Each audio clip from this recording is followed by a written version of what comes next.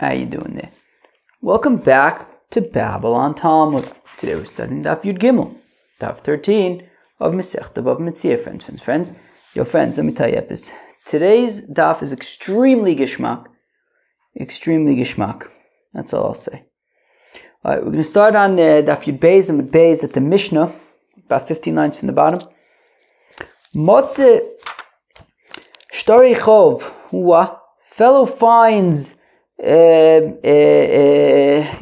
fellow finds a document that says that Shimon lent Reuven $1,000, and Reuven owes Shimon, he's got to pay him back $1,000. So if a fellow finds a document, he finds such a document. Motze Shtori Chov, Im yesh boyen achrayis nechosim. I feel like I got a mamish push through the mush over here. I was just reviewing this daf. It's very gishmak daf.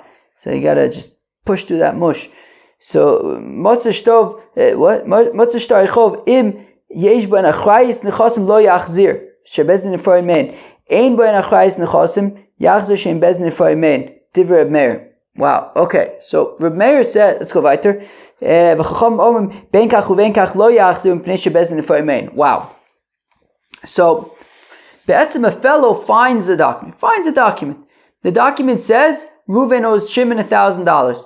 The question is, do you return it to Shimon or not, so that he can collect $1,000 from Reuven? So it depends.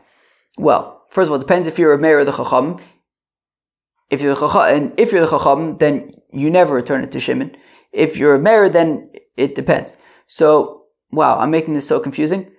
How about this? Fellow finds a document that says that Reuven owes Shimon $1,000. Now, according to Reb Meir, it depends. If the document says that, and if Reuven doesn't pay back Shimon, well then Shimon can collect from Reuven's property, don't return the document to Shimon. Don't give the document to Shimon. However, if the document does not say that, it simply says that Reuven owes Shimon $1,000, doesn't say anything about property, so then you can return it to Shimon, and then Shimon can collect from Reuven with the document. Now, according to the Chachamim, however, regardless of if there is achrayis nechosim or not, regardless of whether it says anything about property, don't return it to Shimon. Okay, let's read it again. Motze Shtori Chov. So a fellow finds a document that says that Reuven owes Shimon $1,000. Im yesh boyen achrayis nechosim. So if in the document it mentions that, and if Reuven doesn't pay back Shimon, he can collect from nechosim shubadim. There's a lien on all of Reuven's property. Lo yachzir. Don't return the document to Shimon in that case. Shebezin nefroy mein, because Bezin is going to collect, I guess, from the nechosim shubadim. Ein boyen achrayis nechosim. But if there is it doesn't say anything about nechosim shubadim, yachzir. So then you could return the document to Shimon. She'ein bezin nefroy mein divrei Meir, because Bezdin is not going to then collect from nechosim shubadim. I think that's pshat. They're not going to collect from nechosim shubadim. If it doesn't say in the document anything about nechosim shubadim. That's Reb Meir's opinion. The Chacham say benkach uvenkach lo yachzir. Either way, do not return this document to Shimon, whether it says anything about nechosim shubadim or not. I think actually what it's saying is that because either way Bezdin will still collect from nechosim shubadim, even if the document doesn't say anything about nechosim shubadim. I think that's pshat. Okay, so you find this document. It says Reuven owes Shimon $1,000. Reb Meir says it depends. If it mentions nechosim shubadim, don't return it. If it doesn't say anything about nechosim shubadim, do return it. The Chacham say either way, don't return it. Okay. Now, so we're really focused for the first humongous part of the daf. Well, for the first significant part of the daf, it seems like we're dafka focused on Reb Meir's opinion, who makes this distinction between whether the document says anything about nechasim mishubadim or not. And so what's the metzias? So what are we talking about over here? But my asking, what are we talking about? If we're talking about a situation where Ruvain, who allegedly owes the $1,000 according to the document, if we're talking about where Ruvain admits that this is a valid document and that he owes Shimon $1,000, so then, so why are we not returning the document to Shimon when there's achrayis nechasim? Who cares? Reuven admits that it's a valid document. He admits that he owes the money. So let Shimon, so let the finder give the document to Shimon, regardless of if it says anything about nechasim mishubadim. Seems to be a valid document. Give it to Shimon. Hamod, Reuven, after all, is admitting that he owes the money.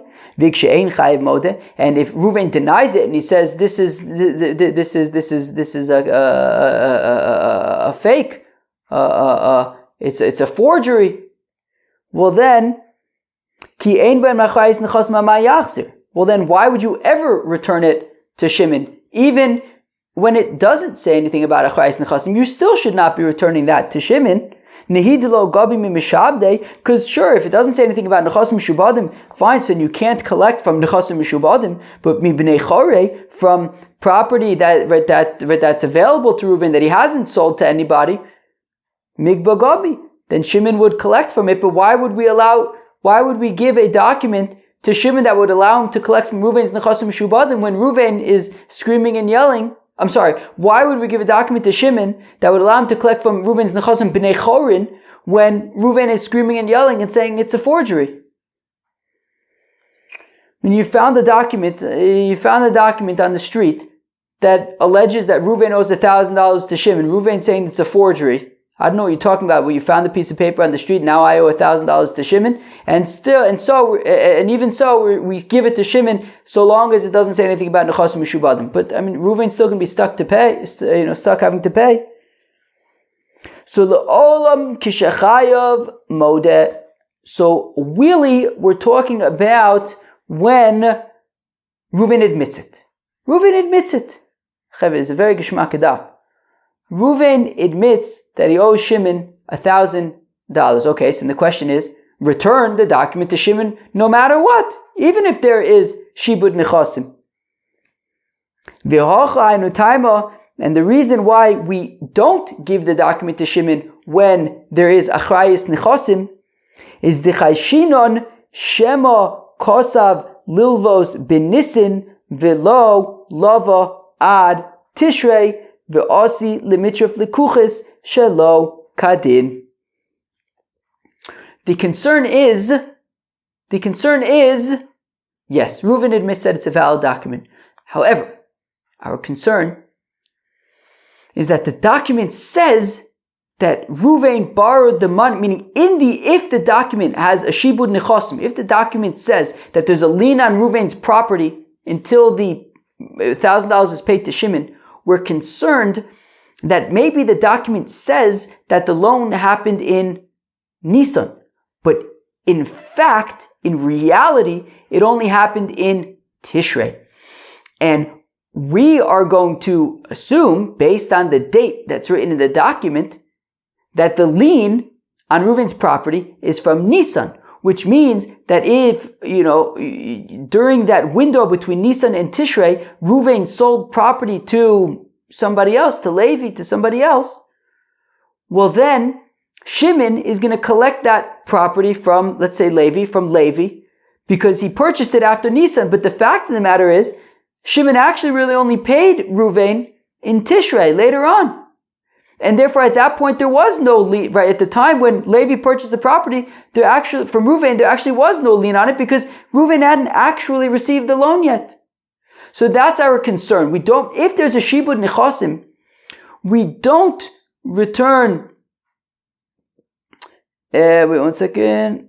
Okay, better. So if there's achrayis nechasim, we do not return the document to Shimon because we're concerned that if the document says that the loan happened in Nisan, well then he's going to collect from property that was sold from Nisan, even though the fact of the matter is that the loan only happened 6 months later in Tishrei. That is our concern. But if there's no achrayis nechosim, and there's no concern about Nisan and Tishrei and collecting from nechosim mishubadim, well, okay, Reuven admits that he owes the $1,000 to Shimon. Give the document to Shimon. He'll be able to collect the $1,000 from Reuven or from his available properties, but he won't be collecting from Levi, who purchased the property from Reuven. So let's read it again inside. So where am I? La'olam k'shechayiv modeh. Really, it's talking about where Reuven admits that he owes Shimon $1,000 and it's a valid document. The reason why we don't give the document to Shimon when there's achrayis nechosim, because we're concerned that maybe the document says that the loan was from Nisan, v'lo lava, but in practice the loan did not happen ad Tishrei until Tishrei, v'osi l'mitrof l'kuchis shelo kadin, and Shimon will use this document to collect from Levi, who purchased property from Reuven after Nisan, but before the actual loan. If that's the case, kol shtari da'asu l'kaman nechush lu'achi. But Frekti Gemara, I don't understand. Isn't that the whole point of writing documents and putting dates in documents so that we can trust them and we can rely on them? I don't understand. We have a document here and we're saying, yeah, but we're concerned that we can't trust the date on the document. We can't trust the date on the document. That's the whole point of documents, is that this is official. If the document says Nisan, it's Nisan. Well, I don't understand. If we're going to invalidate this document, we should invalidate every document. So, and for the Gemara, Kol Shtari Lo Rei Hani Rei. But there's a big difference here. At least the Gemara wants to, right? As far as the Gemara is concerned, there's a big difference here. And the big difference here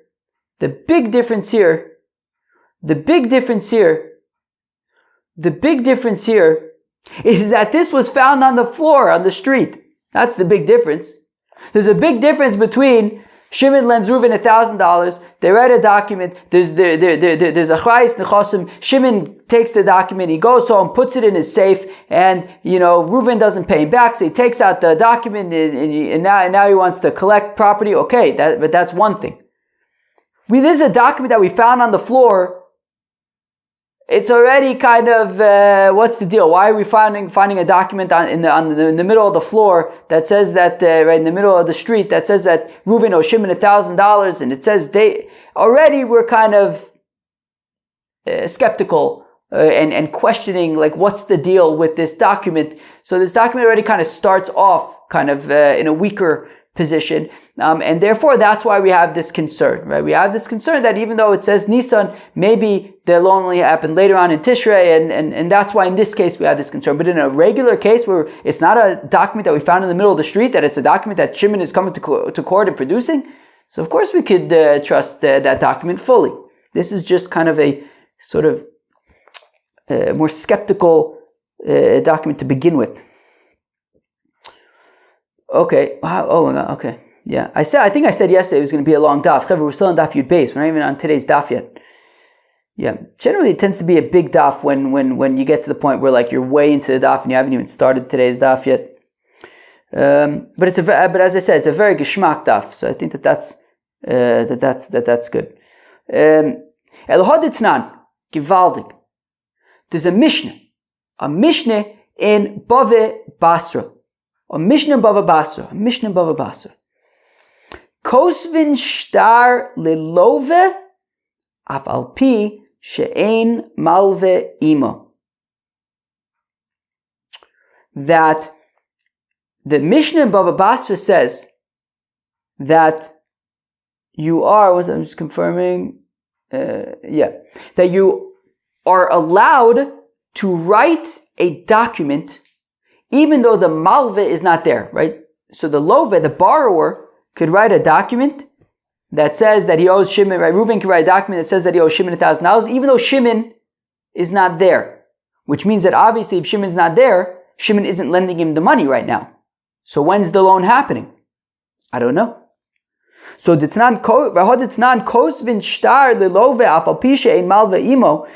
that you can write a document for a borrower that says that he owes Shimon, for Reuven, that says that he owes Shimon $1,000, even though Shimon isn't there, which means that obviously at the time of the writing of the document, that is not the time that Shimon is actually lending the money. But how do we write such a document? Obviously, shouldn't Neichu Shema Kosav Lilvos Benisin Vilalova Tishrei? Shouldn't we be concerned? The concern that we have right now, which is we're writing a document that says that Reuven's borrowing $1,000 from Shimon, and we're writing Nisan in it, but Shimon isn't here, which means that obviously Shimon is not lending him the money right now. Shouldn't we be concerned that maybe the document says Nisan, but the loan is only happening 6 months later in Tishrei? And this exact concern that we have now, that Shimon's going to use this document to collect property from Levi, who purchased from Reuven after Nisan but before Tishrei. Omer of Asi is such a geshmak daf. Amam is screaming and yelling. We're finally getting up to Daf Yud Gimel. Amam is using all my koiches over here. I already need a drink, and we're just getting up to today's Daf Chiver. This is going to be a piece of work, and it's going to be great. Rav Asi says, Rav Asi, Bishtare Haknoya Dehashi Beid Nafshe. Interesting. I don't get it really. Apparently, I'm not the only one who doesn't get it. Rashi, apparently, I looked at the note in the art school. Apparently, the Rashi asked on Rashi, this doesn't really, I don't understand why anybody would do this, but apparently there's some kind of concept, at least seemingly this is what it is according to at least this Rashi, that Reuven could write a document in which he puts a lien on his property, even if Shimon were to not lend him any money, Reuven would still be mechayev himself to pay Shimon to be raised mishabed his property from Nisan. So it's a document that says that from Nisan, Reuven has a lien on his property to Shimon unless he pays Shimon $1,000. And even if Shimon never lends Reuven $1,000, Reuven still has to pay Shimon $1,000, and there's a lien on his property for it. So in such a case where the lien on the property is completely separate from any actual loan, well then obviously we're not concerned about Nisan and Tishrei, because the whole point is that maybe they wrote Nisan and there was a lien on the property from Nisan, but the loan only happened in Tishrei, and that's a problem. But if we're saying that it's a document in which Reuven is mechayev himself to pay Shimon $1,000, or else there's a lien on his property regardless of any loan that Shimon may or may not give him, well then the whole Nisan and Tishrei thing doesn't matter. So therefore, that Mishnah in Bava Basra, which says that Reuven can have this document written in which he's mechayev himself $1,000 to Shimon, even though Shimon isn't there, it's because it's talking about a shtar haknoah, in which the loan itself doesn't actually affect the lien. However, this would not be able to go down for a regular shtar milva, for a regular loan document. In that case, you would need Shimon to be there, and what would happen is Shimon would lend Reuven $1,000, and we would document that at the time so that we know that the time written in the document is the time of the actual loan, because in general we would have to be concerned about the Nisan Tishrei situation. In general, we would not write a document that says that Reuven owes Shimon $1,000 if Shimon wasn't actually giving him the $1,000 right now. So now the Gemara asks the most moridika kasha, the most gewaldige kasha. Ihochi, if this is the case,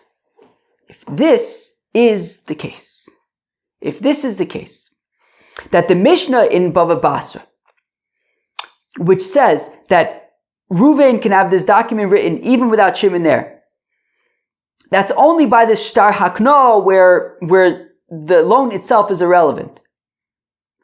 But by a regular loan, such as the loan in our Mishnah, it would have to be at the time of the loan. Well, I guess we haven't necessarily confirmed yet that that's what our Mishnah is talking about. But basically, how about this? such a geschmack kasha, and I feel like I'm butchering it. Let's read it inside. If this is the case, that the Mishnah in Bava Basra is talking about, right, where Reuven can write a document without Shimon, is talking about, by this interesting shtar haknoah thing, Masnis in our Mishnah then, Dikatoni, which teaches, Im yesh boyen achrayis nechosim lo yachzir, that if there is achrayis nechosim, do not give the document to Shimon. Ve'ukimno kishachayav modeh, and we say that it's talking about where Reuven admits that he borrowed money from Shimon and that he owes Shimon $1,000. Umishum shema kosav lilvos benisin v'lo lava ad tishrei, and we're concerned that, well, don't return the document to Shimon because maybe Reuven borrowed. Maybe it says that the loan that there's lien on Reuven's property from Nisan, but in fact the loan only happened in Tishrei.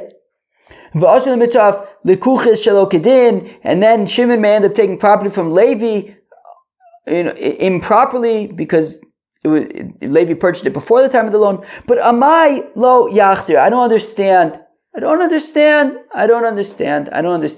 Why can't we return this document to Shimon? Because if the document that was found is the shtar haknoah, which is regardless of the actual loan, there would be a lien on Reuven's property from Nisan. Well then, hashibed le nafshe, return the document to Shimon. I don't know what I just said, but there will be lien on Reuven's property from Nisan. So return the document to, if it's a shtar haknoah, return it to Shimon, because after all, Reuven was meshabed his property regardless.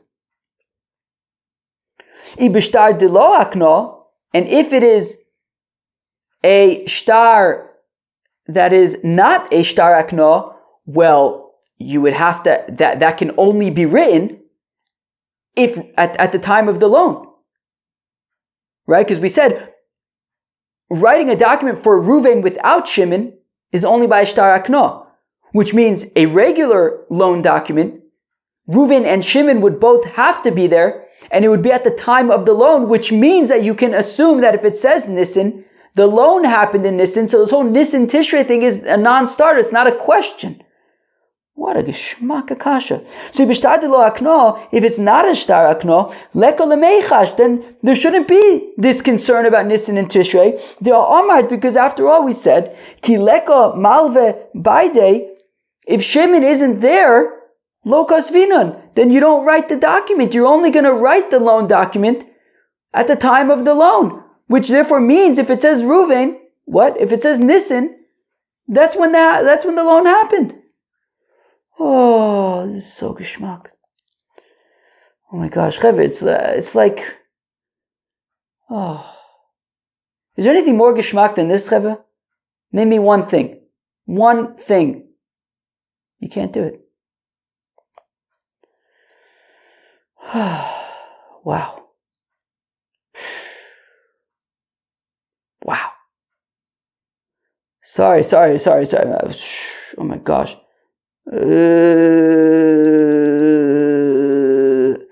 I feel like maybe some people, when they eat something special, they like my nephew Barak, he goes into this like food coma when he's eating probably like very, very, very sweet candy.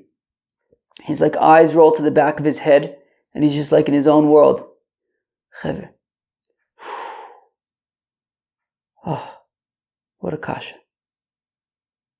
Amalach of Asi, so Asi will respond to you. So then what is the concern in the Mishnah?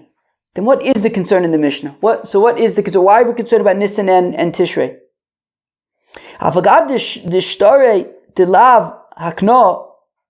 So even though, yes, we're not talking about a shtar haknoah, and yes, we're talking about a regular document, and yes, Shimon would have to be there, and it would have to be at the time of the loan, but every rule is meant to be broken. Right? So even though in general we wouldn't write the document without Shimon, nonetheless, Masnisin came in the nafal, since the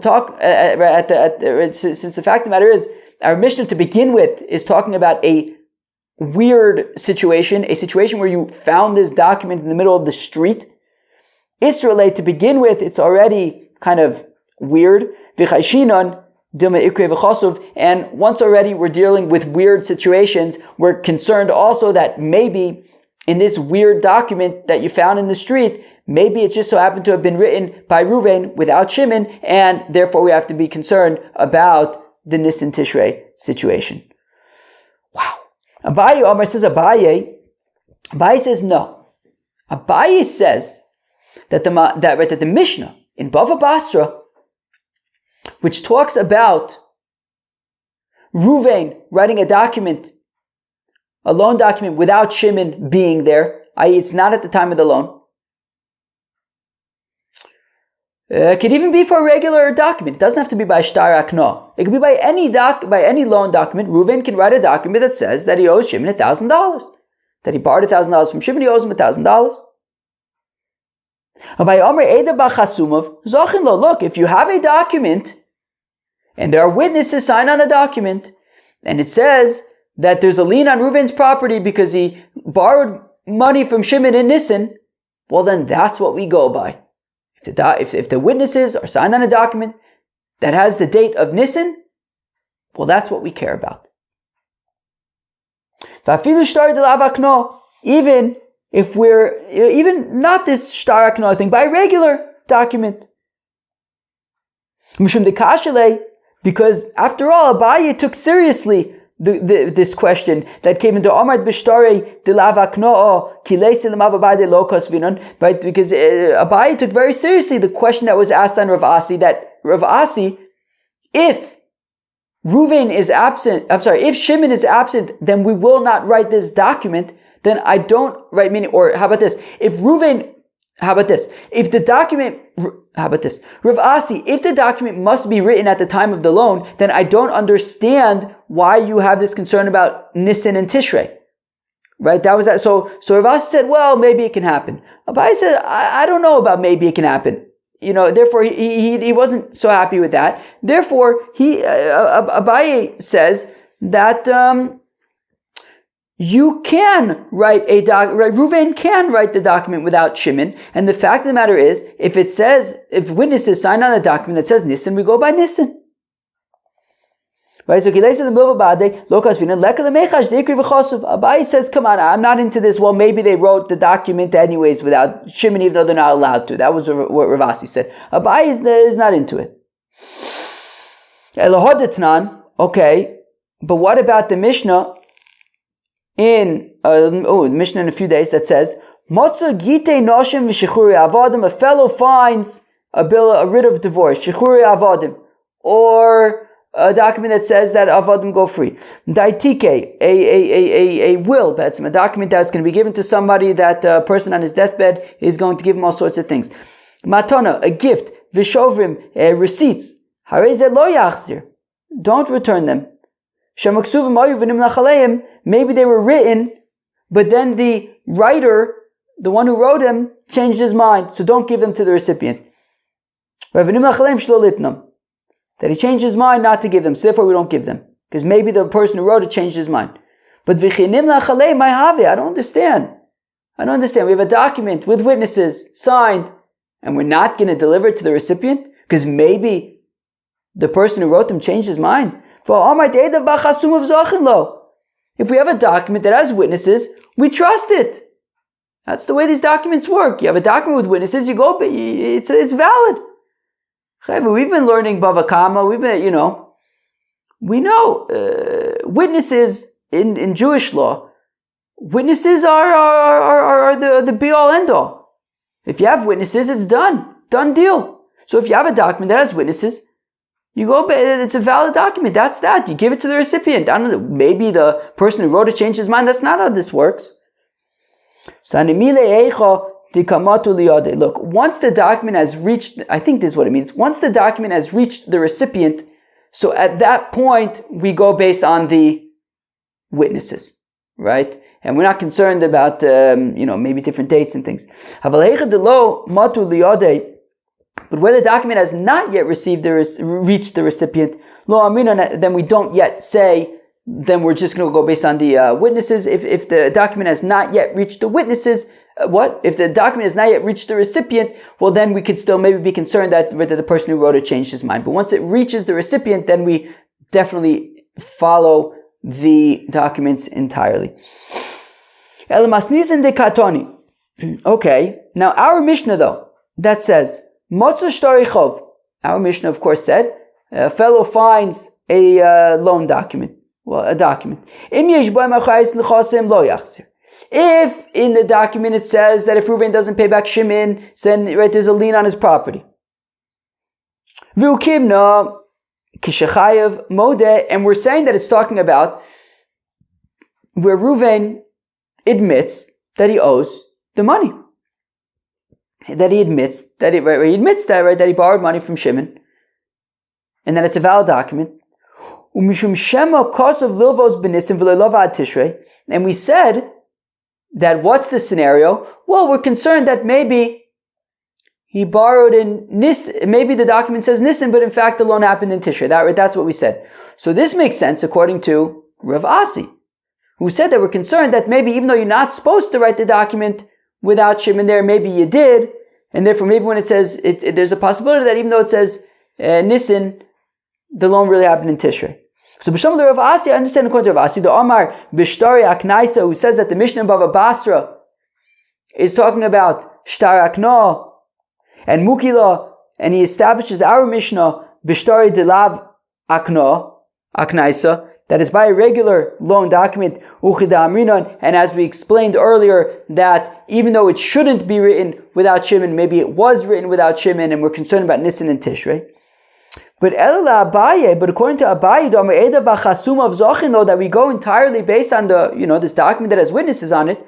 So I don't understand. Reuven admits that he borrowed $1,000 from Shimon. We find a document with witnesses on it that says that Reuven borrowed money from Shimon in Nisan. So done deal. We should return the document to Shimon. Ma'ika lemeimar. Where am I? Why don't we return the document to Shimon? Because we go based on the witnesses that are signed on it, and it says Nisan. So Amalach Abaye will respond, Mas Nisan hainu taima dechayshinon lefeiraon vilakanunyo. The reason why we don't return it is because we're concerned that Reuven and Shimon are schemers. They're running a scheme. The scheme is the following. They read a document that says that Reuven borrowed $1,000 from Shimon. Okay, Shimon lends Reuven $1,000. They have a document written up, and it says that if Reuven doesn't pay back Shimon $1,000, so then Shimon can take Reuven's property. There's a lien on Reuven's property. Reuven then pays back Shimon the $1,000. Okay, now they're even. Shimon lent Reuven $1,000, he paid it back. But what they're going to do is, now in the meantime, right, it says Nisan. So in the meantime, Reuven had, I guess regardless of the date, in the meantime, Reuven had sold property to Levi. And Levi purchased this property without a warranty, without achrayus, meaning that if anything happens to this property, he cannot go back to Reuven and say, hey, you need to give me my money back. No, Levi purchased the property from Reuven without a warranty, without a guarantee. So the scheme is, Shimon lends $1,000 to Reuven. They have a document written up that if Reuven doesn't pay back Shimon, Shimon can collect from Reuven's property. Reuven then sells property to Levi with a lien on it, and he sells it without any guarantee. Reuven then pays back Shimon. Shimon then goes and says to Levi, hey Levi, I lent Reuven $1,000, he didn't pay me back. I'm taking his property, and Levi's stuck, and they split the property between Reuven and Shimon split the property between themselves. So Abai says we're concerned about a scheme. If there's achrayis nechasim, right, you find this document that says that Shimon lent Reuven $1,000, and Reuven says, yeah, it's correct, it's true. I borrowed $1,000 from Shimon. Well, if there's achrayis nechasim, we don't give it to Shimon because we're concerned that maybe they have some kind of a scheme going on where they're basically going to kick Levi off of his property and then they're going to split the property between themselves. But what about according to Shmuel, who assumes that a document is, once it gets paid, it's immediately torn up, and we're not concerned that that you're going to find a document that still needs to be paid, and he's not concerned about. He's not concerned. Wait, what? What did I say? No, you're not going to what? You're not going to find a document that has already been paid, right? So Shmuel is not concerned about documents that have already been paid and about these schemes. Well, if that's the case, Ma'ika l'meimar, then how does he understand our Mishnah? Anicha yisaver Rav Asi. Well, okay, if he holds like Rav Asi, so then beseder. So the concern is that right, the Nisan Tishrei thing. So the Amr B'Shtari Aknoya Muki Mas Nisan. Wait, what? Yeah, okay, fine. Or Muki, whatever. Right. So if Shmuel holds like Rav Asi, who says that the Mishnah in Bava Basra is talking about Shtar Akna, and Mas Nisan B'Shtari Delav Akna, and our Mishnah is talking about a regular Shtar, and we're concerned about the whole Nisan Tishrei thing. So Beseder, okay, so Shmuel holds like Rav Asi. But Eli Yisavar Kabai, but if Shmuel holds like Abaye, Domer Eda Bachasumav Zachinlo, who says that we trust the witnesses that are on the document, and then then the question is, then why don't you return the document to Shimon? Well, because we're concerned about a scheme. Well, if you're Shmuel and you're not concerned about this scheme, well then why not return the document to Shimon? So Shmuel Muki Lemas Nisan Kshe'ein Chayev Moda. So we've been assuming until now that the Mishnah is talking about Kishachayev Moda when Reuven admits that he owes the money to Shimon, that he borrowed $1,000 from Shimon, that he owes $1,000 to Shimon. Shmuel now says, no, the Mishnah is talking about where Reuven does not admit that he owes $1,000 to Shimon. He denies owing $1,000 to Shimon. He denies owing $1,000 to Shimon. So if that's the case, then why do we give the document to Shimon when there's no achrayis nechasim? If that's the case, when there's no achrayis nechasim, why then do we return the document to Shimon when Reuven is screaming and yelling and saying it's a forgery? Nihidelo gabi min mishabde, granted that even if the document doesn't say anything about a lien on property, so granted, Shimon won't be able to collect from Nechasim Mishubadim, but mi b'nei chorin mikbei gabi, but he'll still be able to collect from Nechasim b'nei chorin. So why give the document to Shimon when Reuven's screaming and yelling that it's a forgery? So Shmuel l'taimei de Amar Shmuel. Well, Shmuel says Omer Hoyer Reb Meir, that Reb Meir would say Shtar chov she'ein bo achrayis nechasim ein gove lo mi meshabde velo mi bnei chore. Well, Shmuel Taka holds that a shtar chov, this document that doesn't mention anything about a lien on property, well then that cannot be collected from anything, can't be collected at all, not from nechasim meshubadim, not from nechasim bnei chore. Now, if I understand correctly, if he admits that he owes the money, if Reuven admits that he owes the money, well then it can be collected from Nechasim b'nei chorin. I think Pshat is that we're talking about a scenario where Reuven denies that he owes any money, and there's this document that says that he owes $1,000 to Shimon, but there's nothing about a lien on property. So long as Reuven denies it, that document cannot be used to collect from Reuven, not Nechasim Shubadim, not Nechasim b'nei chorin, and therefore, so Shmuel says that the Mishnah is talking about where Reuven denies it, and therefore you can get and so if it's so if it's nechase, if there's shibud nechasim, then you would not give it to Shimon. But if there's no achrayus nechasim, so then you can give it to Shimon because Shimon can't collect with it anyways from Reuven. Well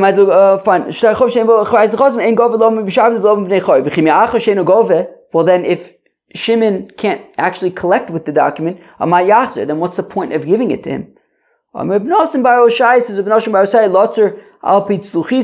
Shimon can use it to cork his wine bottle. Shel malve, right? Shimon can use it to cork his wine bottle. Why not give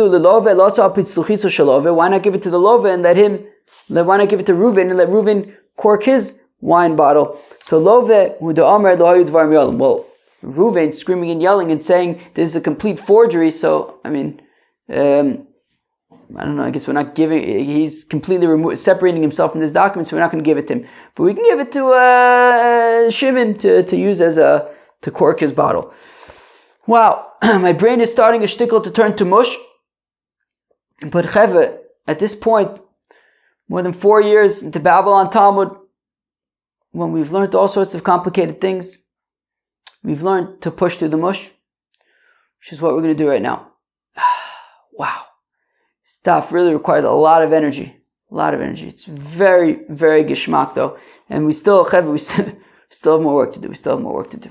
Okay, now we are going to see a machlokas between Rabbi Elazar and Rabbi Yochanan. And it's going to be geschmack. The machlokas between Rabbi Elazar and Rabbi Yochanan is about, is this machlokas in our Mishnah b'shechayev modeh, when Reuven admits it? That's what Rabbi Yochanan says. Or is the machlokas in our Mishnah b'she'ein chayev modeh, when Reuven denies it? That's what Rabbi Elazar says. Rabbi Elazar says that the machlokas in our Mishnah is when Reuven denies it, which we said is also how Shmuel learns our Mishnah. Rabbi Yochanan is going to say, like we've been saying most of the time, is that the machlokas in the Mishnah is when Reuven admits that he owes the money to Shimon. The machlokas between Reb Meir, who we've basically been discussing until now, and the Chachomim. Here we go. Omar Rabbi Elazar says, Rabbi Elazar machlokas b'she'ein chayev modeh. The machlokas between Reb Meir and the Chachomim is when Reuven denies the $1,000 claim. Okay, when he denies it. Okay, he denies it. All right, fine, he denies it. Okay. To Reb Meir Sava, that Reb Meir holds. So what is who can tell me, what does Reb Meir hold? Reb Meir holds, well, okay, so he denies it. So if you have a document that has achrayus nechasim, so obviously you're not going to give it, right? He denies it, you're obviously not going to give a document with achrayus nechasim to Shimon when Reuven's screaming and yelling that it's a forgery. But if it does not have achrayus nechasim, so then you can give it to Shimon, as Shmuel just said, that according to Reb Meir, if a document that does not have achrayus nechasim, and Reuven is screaming and yelling and saying it's a forgery, you cannot collect from nechasim mishubadim, nor from nechasim b'nei chorin. So therefore, return it to Shimon. Why not? The Chachamim, however, say that even a document that does not have nechasim mishubad, that does not have achrayus nechasim, can be collected, can be used to collect from nechasim mishubadim. We're going to see machlokas that we've seen in the past. I believe we're going to see it tomorrow. That according to the Chachamim, achrayus tohu sofer, that if you have a document that does not have achrayus nechasim, it's a mistake. The scribe made a mistake. Of course, the document needs to have achrayus nechasim, and even if it doesn't say anything about achrayus nechasim, you could still collect from nechasim mishubadim. Therefore,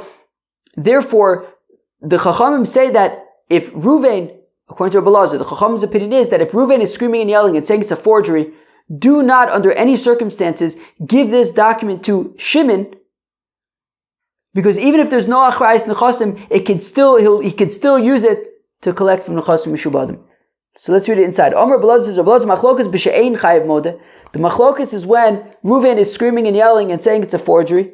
The Reb Meir savar, Reb Meir holds, shtar she'ein b'achrayus nechasim eino goved lomi mishabdev lomi b'nei chorei. That a document that does not have achrayus nechasim, well, it can't be used then to collect, obviously not from nechasim mishubadim, nor from nechasim b'nei chorin, so long as Reuven is screaming and yelling and saying it's a forgery. Rabbanan Savir, whereas the rabbis say, it doesn't say this here, but I'm telling you, the reason is because of Achrayus Tahu Sofer, that if it doesn't say anything about Achrayus Nechasim, it's a mistake. But every document, every loan document would be able to be collected from Nechasim Mishubadim. So Rabbanan Savir, Mikba Gabi, that it would be able to be collected from Nechasim Mishubadim, and therefore you cannot, under any circumstances, give this document back, give this to Shimon so long as Reuven is screaming and yelling. Aval, kishechayev modeh, but if Reuven admits that it's a valid document, so of course give it back to Shimon under any situation. Of course you can give the document back to Shimon even if there's achrayus nechasim, and we're not concerned that maybe there's some kind of a scheme going on. Rabbi Yochanan Omer says, Rabbi Yochanan, machlokas kishechayev modeh. The machlokas is fakir to Rabbi Elazar. Rabbi Yochanan says the machlokas is davka when Reuven admits that he owes the money. He admits that he owes the money. He admits that he owes the money. And therefore when there's achrayus nechasim, so we're concerned about trickery, about some kind of a scheme. But if there's no achrayus nechasim, so if there's no achrayus nechasim, so then okay, so right. So Reuven is admitting that he owes the money. There's no achrayus nechasim, so it can be returned to Shimon, and he can collect from Reuven from nechasim b'nei chorin. But of course, the rabbis say that either way it would be able to be collected from nechasim mishubadim, and therefore you cannot return this to Shimon under any circumstances, right? So Rabbi Yochanan Omer says, Rabbi Yochanan, machlokas kishechayev modeh. The machlokas is when Reuven admits that he borrowed $1,000 from Shimon, that he owes $1,000 to Shimon. To Reb Meir holds, shtar she'ein bo achrayus nechasim mi mishabdeu delo gabi aval mi bnei chorei migba gabi. That Reb Meir says, look, Reuven admits that he owes $1,000. If it's a document that has achrayus nechasim, don't return it to Shimon because we're concerned about a scheme. But if there's no achrayus nechasim, return it, and Reuven and Shimon will collect from Reuven's nechasim b'nei chorin. Rabbanan Savir, whereas the rabbis told me mishabdei nami gabi, that do not return the document to Shimon, because even a document that does not have achrayus nechasim can still be collected from nechasim mishubadim. Havok she'ein chayev modeh. But if Reuven is screaming and yelling and saying it's a forgery, then do not return it. The Chashin and the Pharaoh, and the reason why, I think Pshat is, and the reason why when Reuven admits it, we still do not return it to Shimon when there's achrayus nechasim, because we're concerned about either way, we're concerned. No, scratch that. The Chashin and the Pharaoh, if Reuven is screaming and yelling and saying it's a forgery, we do not return it to Shimon because we are concerned that Reuven has already paid it back. Okay, fine. Now, Tanya, and this is kind of going to take us towards the end of the daf. Tanya Kavose, where am I? Tanya Kavose de Rabbi Yochanan. We are now going to bring a brisa. This brisa that we're going to bring supports Rabbi Yochanan 100%. And it's a kasha on Rabbi Elazar in one way. And it's a kasha on Shmuel in two ways. Here is the brisa. Motza shtar chov. Somebody finds a document. V'yesh boim achrayus nechasim. And the document mentions that there is a lien on Reuven's property. Af al pi shashneihem modim. Even though both Reuven and Shimon admit that Reuven borrowed $1,000 from Shimon, lo yach zir lolazeh v'lolazeh, do not return this document to either one seemingly because we're concerned about this trickery. If there's no lien on Reuven's property, well then, Bisman Shalove Mode, if Reuven admits that he owes the money, well then, Yachzir Lamalva, give the document to Shimon, and then Shimon can use it, right? If Reuven admits that he owes the money, so then Shimon, if there's no lien on Reuven's property, so Shimon can use this document then to collect his money from Reuven.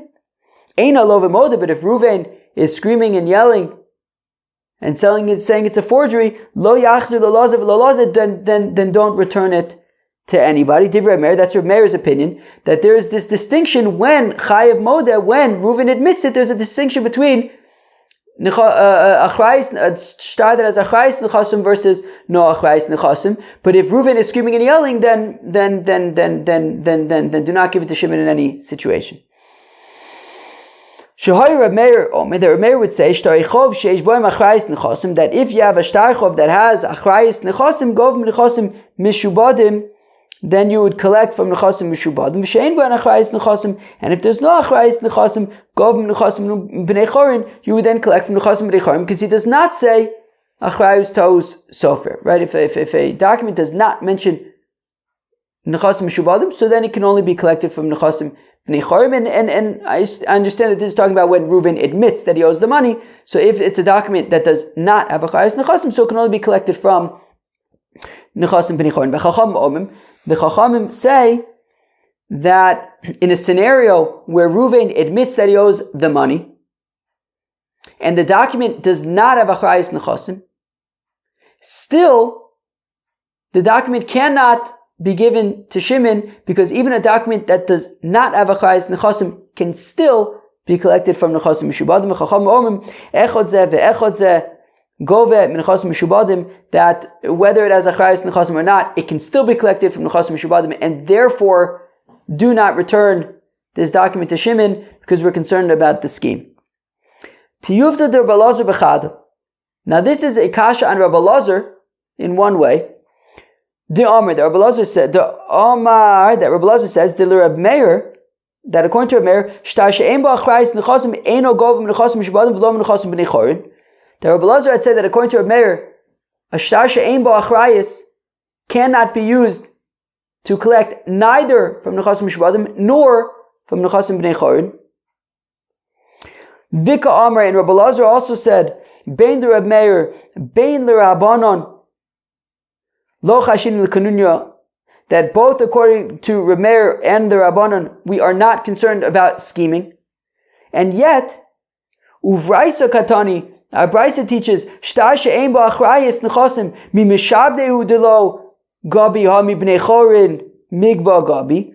But the Braisa says that a document that does not have achrayus nechasim can be collected from nechasim b'nei chorin, just not from nechasim mishubadim. So Rabbi Elazar had said that if there's no achrayus nechasim, it cannot be collected from neither nechasim mishubadim nor from nechasim b'nei chorin. Yet the Braisa is saying that if there's no achrayus nechasim, so it cannot be collected from nechasim mishubadim, but it can be collected from nechasim b'nei chorin. And secondly, the katani bein the Reb Meir bein the Rabbanon chashinon likanunya.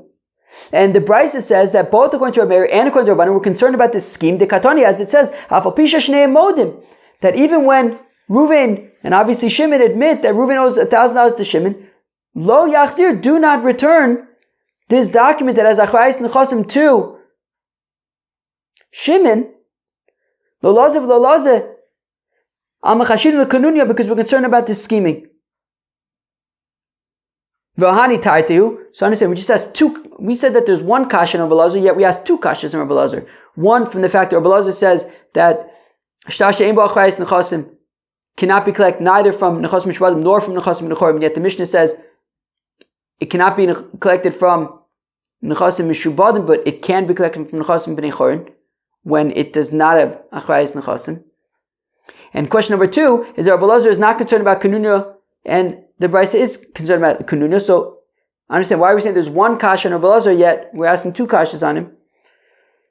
Vani Taite, we asked two kashas. Chada who? No, it's really one thing. The Chadtam who the Mishum the Kamar Balazar Machlokes B'Shem Chayiv Modeh who Mitayir Tzachi. No, really, it's one thing because it all stems from the fact that Rabbi Elazar says that the Machlokes is when Ruvain is screaming and yelling and saying that it's a forgery. That meaning once Ruvain is screaming and yelling, well, that is why Rabbi Elazar says that Shtar She'ein Bo Achrayis Nechasim cannot be collected at all. Not from Nechasim Mishubadim nor from Nechasim B'nei Chorin, because Reuven is screaming and yelling. If Reuven admitted that he owed the $1,000, well then, of course, Reuven can collect it. He would collect from Nechasim B'nei Chorin, just not from Nechasim Mishubadim. So, the reason why Rabbi Elazar says that it cannot be collected from either one is because Reuven is screaming and yelling, and also because Reuven is screaming and yelling, that is also why we're not concerned about the scheme. Right, the scheme is when Reuven admits it, and maybe they are gonna, admits it's a real document, and therefore Shimon's gonna collect with it from the Nechasim Mishubadim. But if Reuven is screaming and yelling, so then we're not concerned about scheming in that context. Okay, fine. So it all stems from the fact that Rabbi Elazar says the machlok is when there's no. Is when Reuven is screaming and yelling. All right, we're almost done. Mamish, like just a few more minutes. Truth to the Shmuel b'tarte. There's two kashas on Shmuel. Well, Chada, Rabbi Elazar. Well, the first question is like Rabbi Elazar. Ta'amukim asisim shein chayiv modeh. So question number one is that we had said that according to Shmuel, it feels like ages ago, but we had said according to Shmuel, right, that Shmuel is not concerned about peiraun. So then, how does he explain the Mishnah if he wants to hold like Abaye? Well, he says that the Mishnah is talking about not where Reuven admits it, like we had initially been assuming at the first segment of this stop, but actually Shmuel says that it's talking about where Reuven denies it and he's screaming and yelling, just like Rabbi Elazar. So question number one on Shmuel is the same question that we asked on Rabbi Elazar about the fact that he says that the machlokes is when Reuven is screaming and yelling. And question number two, v'chadad amar Shmuel, that Shmuel says Motza shtar aknoya bashuk, that if a person finds this shtar aknoya in Shuk Machne Yehuda, yachzer l'baylim, he returns it to Shimon, v'lo chaysin l'feiron, and we're not concerned that Reuven has already paid it back. Tiyuvda, and it's a kasha, and this price is a kasha on Shmuel, the katani ocha, because it says over here, afal pi sheshnei modim, even though both of them admit that. Wait, so what? Meaning Shmuel says that we're not concerned that it's already been paid back, and our brisa says that even though both of them, Reuven admits that he owes the money, lo yachzir l'lozav l'lozeh, the document should not be concerned. The document should not be returned. Alma chashin l'feiron, because we're concerned that maybe it has already been paid back. V'chol shekein hacha tilo, right? And then certainly in the scenario where Reuven is screaming and yelling, tilo modeh love the chashin l'feiron. Certainly then where Reuven is screaming and yelling, we would be concerned that maybe Taka already paid it back. Sheesh. That was the Yud Gimel Masechta BavaMetzia. Wow, it was so geschmack. We talked about if you find this document on the street, and we say if there's machlokes between Rav Meir, who makes a distinction between if there's achrayis nechasim or not. The Chacham say that either way you don't return it, and we try to figure out. We're talking about where Reuven admits that he owes the money, where he denies that he owes the money. Rav Asi, Abaye, Shmuel, Rabbi Elazar, Rabbi Yochanan, the Brisa. That was some daf. Daf Yud Gimel Masechta BavaMetzia. Peace out.